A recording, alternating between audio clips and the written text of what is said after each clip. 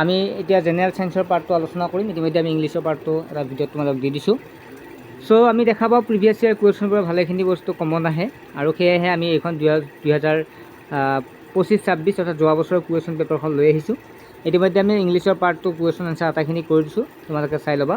আৰু ইয়াৰ উপৰি তোমালোকৰ বাবে এখন ই বুক প্ৰস্তুত কৰিছোঁ, যিসকল ছাত্ৰৰ ইচ্ছুক হৈ তোমালোকে ল'ব পাৰিবা। মাত্ৰ 39 টকা পে'মেণ্ট কৰিলে হ'ল।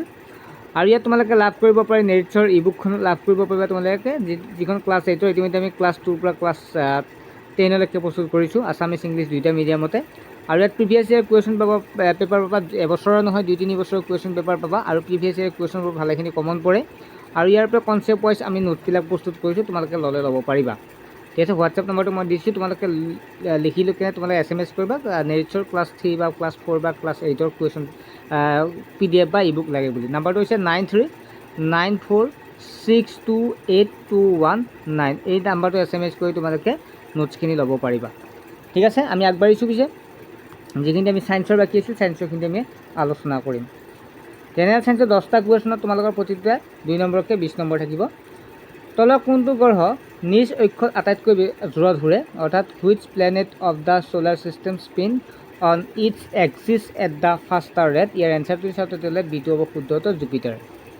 নেক্সট 2 নম্বৰটো আছে orange juice contains plenty of. কমলা টেঙাৰ ৰসত কি বেছি থাকে? ইয়াৰ এনচাৰটো হ'ব ভিটামিন চি বেছি থাকে। নেক্সট আছে which one of the following causes malaria. তলৰ কোনটোৱে মেলেৰিয়া উৎপন্ন কৰে? ইয়াৰ এনচাৰটো চাওঁ তেতিয়াহ'লে প্লাজমাডিয়াম হ'ব শুদ্ধ উত্তৰ।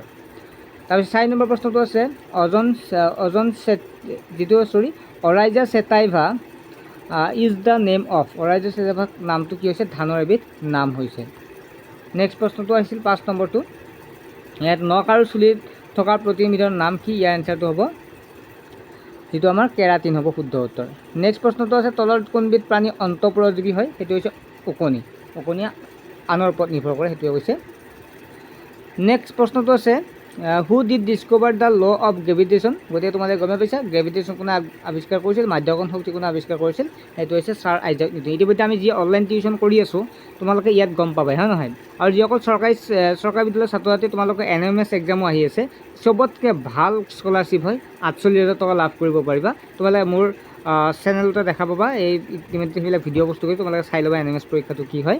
আৰু তোমালোকে যদি অনলাইন ক্লাছ কৰিব বিচাৰে ক্লাছ 8-ৰ কৰিব পাৰিবা। এইবিলাক আমি আটাইখিনি পঢ়াই দিছোঁ, math, science, social science, English grammar. মাত্ৰ 299 টকা পে'মেণ্ট কৰিলে এবছৰ পঢ়িব পাৰিবা। ঠিক আছে, নিশ্চয় তোমালোকে জানা। নেক্সট হৈছে তাৰপিছত কি হ'ব? Sir Isaac Newton. 8 নম্বৰ প্ৰশ্নটো আছে which one is following plant. তলৰ কোনবিধ ফুলা উদ্ভিদ? ইয়াৰ এনচাৰটো হৈছে নিম গছ হ'ব শুদ্ধ উত্তৰ।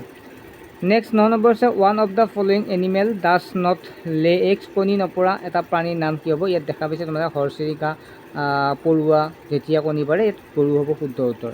Which of the following metal can be cut down with the help of knife. তলৰ কোনটো ধাতুৰ কটাৰীৰে কাটিব পাৰি? সেইটো হৈছে ছ'ডিয়ামক কটাৰীৰে কাটিব পৰা ধাতু হয়। ছাত্ৰ-ছাত্ৰীসকল, তাৰপিছতখিনি মেথছখিনি আমি নেক্সট ক্লাছত কৰিম। তোমালোকে চেনেলটো ছাবস্ক্ৰাইব কৰিব ৰাখিবা।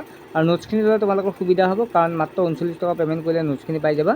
আৰু তাত ধুনীয়াকৈ আছে, সকলোখিনি তোমালোকে লৈ ল'ব পাৰিবা। ঠিক আছে, নেক্সট টাইম লগ পাম। আজিলৈকে হ'ব, বাই।